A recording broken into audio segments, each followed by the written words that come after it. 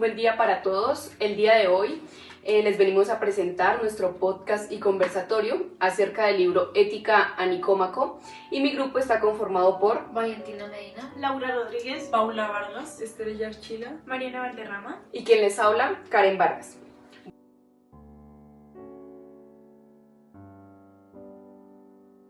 Bueno, arranquemos con el libro número 1 de Aristóteles. Lo primero que nos propone es una reflexión que parece simple, pero en realidad es profunda. Todo lo que hacemos tiene un fin.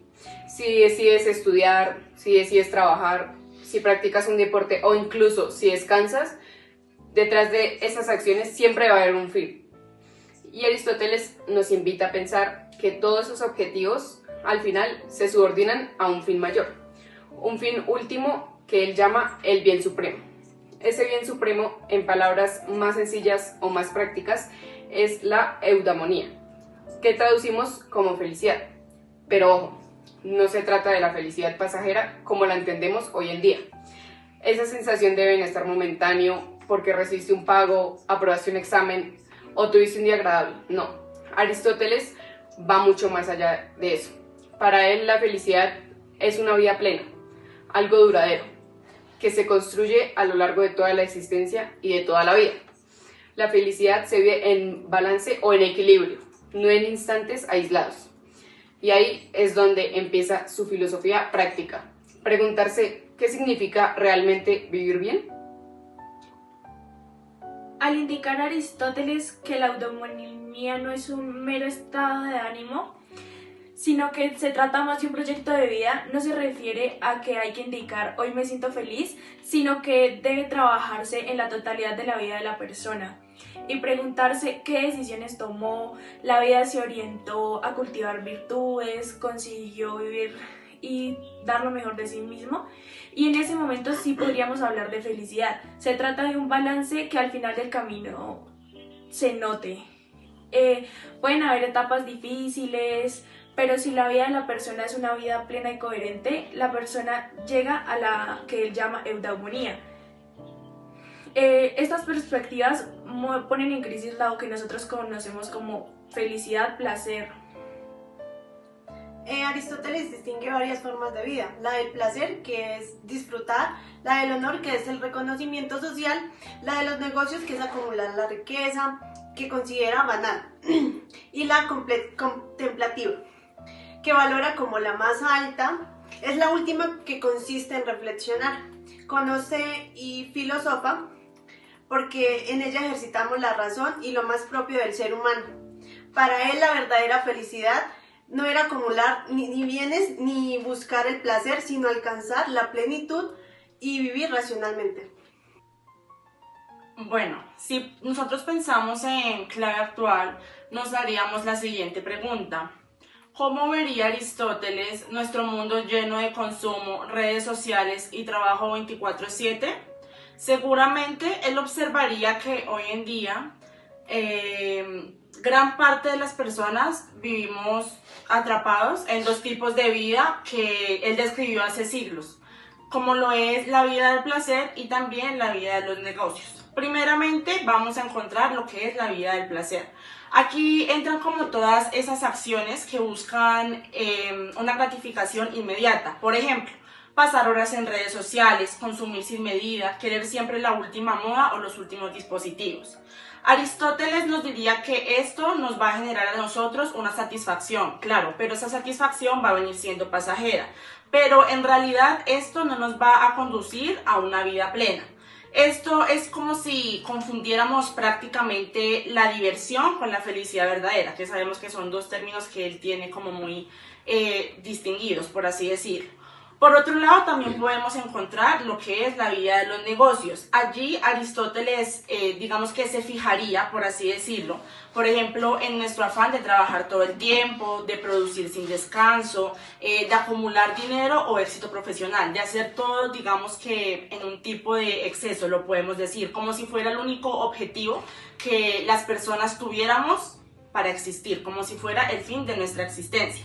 Según él, de esa manera, vivir pues puede ser útil, claramente, pero se queda corta, ya que esto reduce nuestra vida a lo material y se nos olvida de pronto vivir lo más importante, que es el desarrollo que tenemos nosotros como humanos y también en la parte espiritual, ya que solamente tenemos como meta de vida lo material, más no lo que nosotros podemos desarrollar pues como seres humanos. Aristóteles probablemente, según la forma de pensar que él tendría, nos diría que al enfocarnos solamente ya sea en placer o en negocios, perderíamos, pues como les decía anteriormente, lo más valioso que tenemos realmente como personas, que es la capacidad de razonar, de pensar por nosotros mismos y de orientar nuestra vida hacia el propósito que nosotros queramos, hacia un propósito alto, hacia un propósito pleno. O sea, dejamos de un lado la búsqueda de la vida completativa, que para él era la más elevada, porque consistía en cultivar varios valores que son muy importantes para nuestro desarrollo, como lo son la sabiduría, la reflexión y la excelencia en todo lo que hacemos como personas. En conclusión, si Aristóteles viera la forma en la que actualmente nosotros como personas vivimos, nos invitaría a que no solamente nos quedáramos en lo pasajero, en lo que nos aporta quizás un momento de diversión, un momento de felicidad, sino que encontráramos un equilibrio, porque claro, un equilibrio siempre está bien, no solamente tienes que quedarte en un lado o en otro. Y en este caso, el equilibrio que él de pronto recomendaría encontrar sería el de vivir con propósito, virtud y excelencia. Solo así, de esta manera, teniendo equilibrio con esas virtudes, esas características, Aristóteles podría decir que nosotros como personas encontraríamos una vida plena.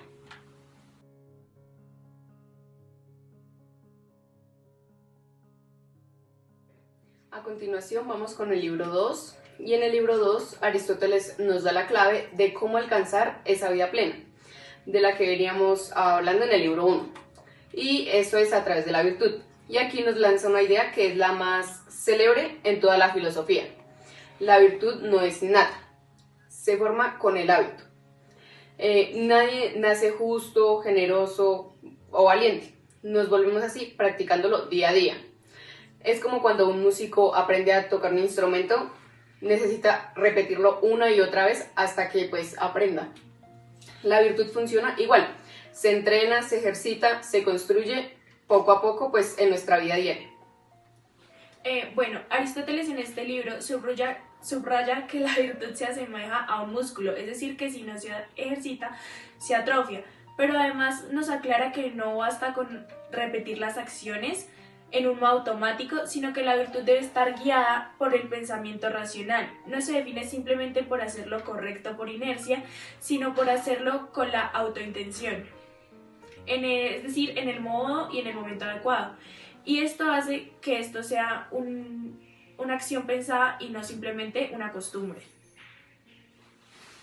Aquí se introduce uno de los aportes más trascendentales de Aristóteles, la doctrina del punto medio. Según él, la virtud no se ubica en los extremos, sino en el equilibrio, prudente de dos vicios opuestos.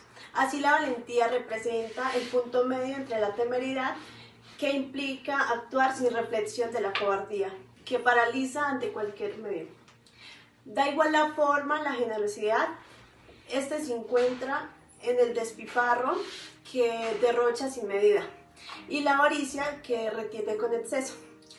Lo verdaderamente desafiante y a la vez profundamente humano es que este equilibrio no es idéntico para todos, sino que no requiere autoconocimiento, reflexión y práctica constante para ajustar nuestras decisiones y emociones de forma que respondan a lo mejor de nosotros mismos y a las exigencias de la vida en comunidad. Bueno, continuando con lo que mi compañera habla sobre lo del punto medio. Bueno, Aristóteles nos decía que no existen reglas iguales que sean para todos. O sea, lo que para una persona puede estar bien, para otra puede ser un tipo de exceso. Él lo explicaba diciendo que el justo medio es relativo para nosotros. Pensemos en un ejemplo pues sencillo. Para un deportista de alto rendimiento, comer 3.000 calorías al día puede ser normal, porque necesita pues respectivamente energía para entrenar. Pero si una persona que no hace ejercicio come esa misma cantidad, ahí ya no sería un equilibrio, vendría siendo un exceso. Otro ejemplo que podemos usar aquí, para esto que Aristóteles nos plantea, es por ejemplo, un soldado en medio de una batalla. Arriesgar es considerado valentía, pero para alguien del común ponerse en este tipo de riesgo sería imprudente. Entonces, ¿qué es lo que Aristóteles quiere decir con esto? Es que cada persona tiene que encontrar su propio equilibrio, su propio punto medio. No hay una única medida que sea igual para todas las personas. Nos hacemos también otra pregunta: ¿cómo nosotros podemos cumplir o encontrar esto? Aristóteles dice que la clave está en nuestra razón. Es la razón la que nos ayuda a pensar, a reflexionar y a decidir si estamos cayendo en un exceso o nos estamos quedando quizás cortos. Finalmente, Aristóteles nos invita a no vivir siguiendo reglas rígidas, sino más bien a conocernos a nosotros mismos y también a usar nuestra capacidad de razonar para encontrar ese punto que nos haga vivir con virtud, que es lo importante según lo que él nos plantea. Si lo pensáramos en cosas de hoy, un ejemplo claro sería las redes sociales. Un extremo sería estar pegado todo el día en ellas y el otro sería alejarse por completo. Lo ideal sería estar en un punto medio, usarlas con cuidado sin que manejen nuestra vida, pero tampoco desconectándose del mundo. Otro caso sería el dinero. Gastarlo sin medida sería un exceso, pero ir guardando cada peso y no disfrutar nada también está mal. La clave estaría en el equilibrio y saber lo que se está usando con sensatez. Bueno, este modo de las cosas sigue todavía hoy, solo que aplicamos en problemas distintos. Si hablamos de virtudes como la resiliencia y la empatía, que no existían en la antigua Atenas, pero nos ayudaban a encontrar un punto medio entre dos extremos. En el fondo, pues seguimos usando la frase que decía Aristóteles, que era buscar la tranquilidad, el equilibrio, aunque haya retos distintos.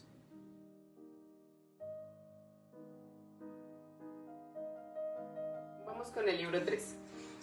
Ya vimos que Aristóteles concibe la felicidad como el fin supremo y la virtud como el hábito que nos conduce a ella. Pero ahora en el libro 3 nos lanza pues una pregunta muy clave: ¿qué tanto depende de nosotros mismos ser virtuosos? Él sostiene que una acción solo puede considerarse realmente virtuosa si es voluntaria. Y aquí aparece un concepto fundamental que es la responsabilidad moral. Según Aristóteles, no todo lo que hacemos puede evaluarse de la misma manera. Si una acción se realiza por obligación, por coacción o por ignorancia, no tiene el mismo peso que si la realizamos deliberadamente. Y esto, aunque pues suene abstracto, nos lleva a cuestiones súper actuales, como hasta qué punto somos responsables de nuestras decisiones o nuestros actos. ¿Qué pasa cuando actuamos bajo presión o condicionados por nuestro contexto o por nuestra realidad? Bueno, Aristóteles marca una clara diferencia entre las acciones voluntarias y aquellas que son involuntarias. Las acciones que clasifican como voluntarias cuando son seleccionadas consciente pero deliberadamente. Por ello, las acciones voluntarias son dignas de ser elogiadas o de ser menospreciadas. Las acciones involuntarias, en cambio, son consecuencias de una acción de fuerza o bien consecuencia de una ignorancia. Por ejemplo, imaginemos un ladrón que roba por necesidad o porque alguien lo amenazó con su familia. En este caso, como lo podemos ver, una acción de este tipo tiene un poquito más de carga moral que aquella que simplemente lo hace por ambición. En este caso, la coacción disminuye la responsabilidad, pero en el segundo caso, el deseo es deliberado. Para Aristóteles, la elección es lo que hace a las personas diferentes de los animales. No basta con simplemente desear algo, sino que esto es una parte del proceso de lo que es verdaderamente relevante y de lo que es merecedor de ser valorado, de reflexionar sobre esto y de poder decidir. Por eso introduce conceptos como deseo, deliberación o elección.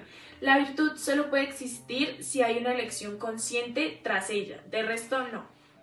Esto nos lleva a pensar en cuánto influye el condicionamiento de nuestras acciones. Aristóteles confiaba y que siempre podemos elegir, pero hoy sabemos que factores como la pobreza, la discriminación, la violencia reducen mucho ese margen.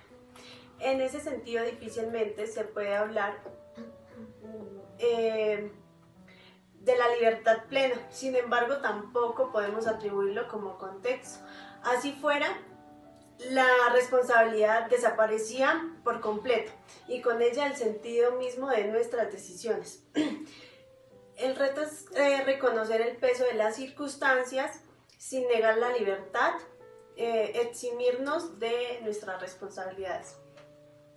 Aquí hay algo muy fuerte en Aristóteles. Él insiste en que la virtud y el vicio son voluntarios. ¿Qué nos quiere decir con esto? Que dependen de nosotros mismos y de nuestras decisiones. Aristóteles no aceptaba excusas como el yo soy así por naturaleza.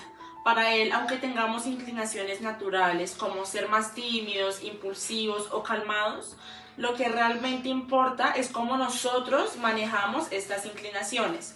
Por ejemplo, un cobarde puede llegar a ser valiente si entrena su carácter, ¿cómo? Enfrentando sus miedos y fortaleciendo pues su espíritu. De la misma forma, una persona que de pronto explota por todo puede aprender a dominarse, a respirar y a controlar su carácter. Lo importante aquí es que siempre hay un margen de elección, o sea que nosotros no estamos condenados a ser de una forma para toda la vida. Podemos mejorar, corregirnos y crecer. Y precisamente este pensamiento tiene algo muy importante, ya que nos dice que nosotros asumimos nuestra formación moral. Nosotros no podemos culpar ni a la naturaleza, ni a la suerte, ni a las circunstancias. Aristóteles nos recuerda que nosotros, a la final, lo que somos depende de nosotros mismos, más no de las situaciones externas que se puedan presentar. Y aquí sería donde aparecen las críticas de los filósofos más modernos, como Gerald Coe. Aristóteles pensaba que lo más importante estaba en la decisión interior, en esa capacidad personal de elegir bien, pero con, diría, un momento, no todos tienen las mismas condiciones para poder hacerlo. Para Aristóteles, la libertad se basaba más que todo sobre todo en lo interno, en lo que uno decía dentro de sí mismo. En cambio, para Comte, la libertad también dependía de que existan opciones reales afuera. Porque, por ejemplo, si alguien nace en una situación de pobreza extrema, de verdad puede elegir de la misma manera que alguien que sí tiene dinero, educación o recursos. Es decir, no basta con la fuerza de voluntad o con las ganas. También influyen las condiciones en las que cada persona vive. Y esa es la crítica que abre la puerta para conectar todas estas ideas antiguas con la filosofía contemporánea, que se preocupa más por las desigualdades y por cómo afectan nuestras posibilidades de ser realmente libres. Bueno, en este tercer libro nos habla que para ser buenas personas hay que hacer las cosas porque queremos, pensar bien antes de actuar y tomar nuestras propias decisiones. Aristóteles nos dice que no debemos evitar nuestras responsabilidades, pero otros pensadores como es Kant nos dice que no a todos se nos presentan estas oportunidades desde un principio.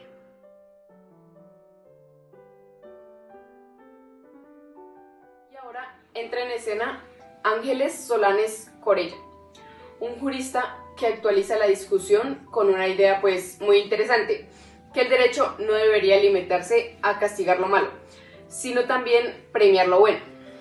A eso lo llaman sanciones positivas. Normalmente pensamos que la ley está para prohibir, para sancionar o para castigar, pero Solanes nos dice que también puede motivar, reconocer e incentivar conductas valiosas o buenas. Un ejemplo claro de esto serían los beneficios fiscales a empresas que contratan a mujeres víctimas de violencia. Esta es una sanción positiva, un estímulo legal que reconoce un comportamiento socialmente útil. El derecho, en este sentido, deja de ser solo un policía que amenaza con un castigo y se convierte también como en un coach social que nos impulsa o que impulsa a la gente más bien a actuar moralmente correctamente. Lo interesante es que esta idea enlaza con Aristóteles, que sostenía que la virtud se forma mediante la práctica de los actos buenos. Las sanciones positivas serían una versión moderna de ese entrenamiento, pero el traslado en el plano social institucional, las diferencias es mientras Aristóteles confiaba que toda la educación de carácter, Solanes advierte que no basta. Hace falta incentivos, mecanismos y jurídicos que refuercen ese proceso. Además tenemos que este planteamiento también dialoga con Cohen. Muchas veces las personas no actúan por pura maldad, sino porque las condiciones externas que tienen en sus vidas pues no los favorecen. Si el derecho genera incentivos, está creando condiciones reales para que la virtud florezca. En ese sentido, las sanciones positivas funcionan como puentes, porque une la responsabilidad individual de Aristóteles junto con la justicia estructural de la cual pues nos habla Cohen. La propuesta de Solanes nos abre un panorama mucho más amplio, ya que él nos invita a pensar en un derecho que no se limite solamente a vigilar y a castigar cuando alguien se equivoca, sino que también cumpla un papel de educar, de motivar y hasta también de premiar las buenas acciones. Y ahí surge un reto muy interesante. ¿Qué pasaría si en lugar de poner casi toda la atención en castigar lo malo, empezáramos a reconocer y premiar lo bueno? Seguramente la gente se sentiría más motivada a actuar de forma correcta y poco a poco podríamos vivir en sociedades mucho más enfocadas en lo positivo, en lo justo y en lo que realmente nos ayuda a convivir mejor. Esta idea de las acciones positivas nos permite entender que la ley no siempre está para castigar, sino también para ayudar a las personas que hacen el bien. La ley no siempre es una amenaza, sino pues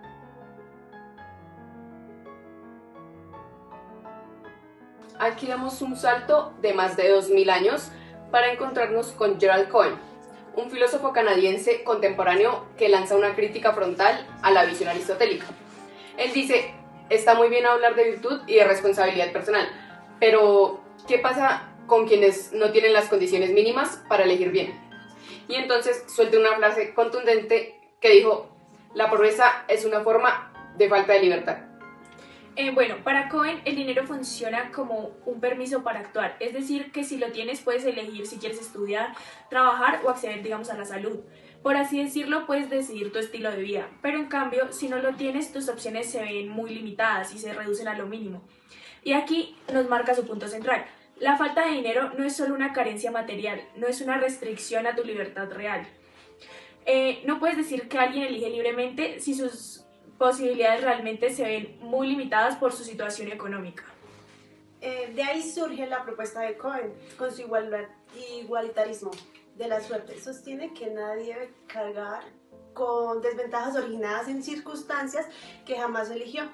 Para explicarlo, distingue dos loterías: la social, que abarca la familia, la educación y el lugar de nacimiento, y la natural, que comprende talentos, salud y capacidades innatas.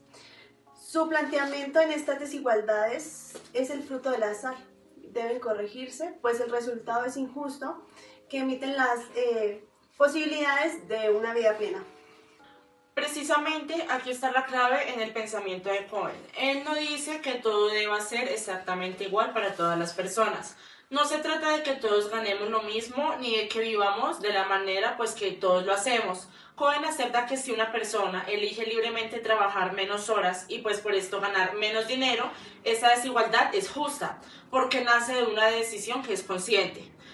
Tú puedes escoger dedicar más tiempo a tu familia, al descanso o a algún proyecto personal que tengas, y aquí aceptas esto e implica ganar un poco menos. Aquí no habría problema, porque la diferencia surgiría pues de la propia elección. Lo que Cohen considera injusto son las desigualdades que provienen de cosas que no se pudieron controlar. Por ejemplo, las personas que nacieron en una familia pobre, las personas que no tuvieron quizás un acceso a una educación de calidad, o aquellas personas que sufren una discapacidad. En estas situaciones que quizás no está la libertad pues, de elección, ¿no? Las personas no tienen como esta capacidad de elegir, por esto las diferencias resultan injustas. Ese sería el corazón de su filosofía igualitarista, que dice que las desigualdades solo pueden ser aceptadas cuando éstas surgen de decisiones libres y conscientes, más no de decisiones externas que escapan a nuestro control. Esto entraría en choque con la visión de Aristóteles, porque para él cada persona debía hacerse responsable de su propio carácter, incluso si nacía con ciertas inclinaciones o limitaciones. La idea era que al final uno mismo tenía que trabajar para volverse virtuoso, pero Comte decía algo distinto. No se puede hablar de responsabilidad personal si antes no existían las condiciones mínimas para poder elegir. En otras palabras, Aristóteles pone toda la carga en el individuo como diciendo tu tarea es ser virtuoso, mientras que Comte cambia el enfoque y lo lleva a la sociedad. La sociedad debe garantizar que todos tengan de verdad la posibilidad de ser virtuosos. Esa diferencia abre una discusión muy interesante porque nos hace pensar en si la libertad y la virtud dependen solo de que hagamos como individuos, o si no, que necesitan que exista un entorno justo que nos brinde las mismas oportunidades, y ahí es donde este diálogo y Aristóteles y Comte se vuelve tan actual y tan relevante. Bueno, Comte nos hace ver que la libertad no es solamente querer hacer las cosas bien, sino que también influye mucho el lugar y la persona. No es tantas las ganas de querer hacer el bien, sino que el entorno tampoco ayuda. Y en un mundo donde hay tanta indiferencia, esto pues nos deja mucho que pensar. Ya para cerrar, nos vamos a imaginar un diálogo entre los tres grandes protagonistas pues, de este conversatorio: Aristóteles, Cohen y Solanas. Bueno, por la parte de Aristóteles, él tomaría la palabra y nos diría: la clave del éxito sigue siendo la virtud personal. Sin carácter, ninguna ley ni política podrá salvarnos. Cohen le respondería: eso está bien, pero sin igualdad real millones nunca tendrán ni siquiera la oportunidad de empezar a cultivar ese carácter del que hablas. Solanes aquí complementaría esta discusión diciendo algo muy claro: necesitamos un derecho que no solamente castigue, sino que también premie y motive, un derecho que garantice condiciones reales, para que la virtud no sea un privilegio reservado a unas pocas personas, sino una oportunidad que alcance a todas las personas. Lo que quiere resaltar Solanes es que aunque la virtud exija responsabilidad personal, no todos parten desde el mismo punto. Para muchos el desarrollar la disciplina, la justicia o la templanza es más difícil porque las circunstancias externas que tienen no les favorecen. Por eso, él propone un derecho que actúe de forma positiva, que abra puertas y cree incentivos para que todas las personas puedan crecer en virtud. O sea, la virtud no debe depender de la suerte de haber nacido en un entorno favorable o no, sino debe ser una posibilidad universal, construida entre la responsabilidad individual y el apoyo de las estructuras sociales. Fíjense que si nos ponemos a pensar, aunque suene muy lejano, Aristóteles hablaba ya de algo parecido en su época. Para él solo dedicarse a ganar dinero era un error, porque la plata no debía ser la meta principal de la vida, sino más bien un medio que nos ayudara a vivir mejor. Lo importante no era tanto el acumular riquezas, sino encontrar una forma de vida que realmente nos hiciera sentir plenos y felices. Entonces, si lo trajéramos a nuestra época, probablemente él criticaría que hoy en día vivimos muy enfocados en lo material, en lo que se puede conseguir rápido, y que eso nos va alejando de lo que de verdad importa, que sería la felicidad, el bienestar y sentir que nuestra vida tiene sentido. Bueno, hoy tenemos una gran ventaja y es el acceso al conocimiento. Gracias a la internet y a la educación, para poder aprender, pensar y ver las cosas de otras maneras a como antes era posible. Tal vez Aristóteles vería esto como una gran oportunidad para tener una vida más reflexiva y acercarnos un poquito más a tener una felicidad más a fondo. Recuerda que la felicidad no se basa en cómo pasemos un día cualquiera, sino en cómo vamos construyendo nuestra vida poco a poco. Bueno, pues con esta reflexión cerramos este recorrido. Gracias por acompañarnos en este conversatorio, desde la antigua Atenas hasta la filosofía contemporánea. Esperamos que haya sido tan inspirador para ustedes como lo fue para nosotras. Muchísimas gracias y hasta la próxima.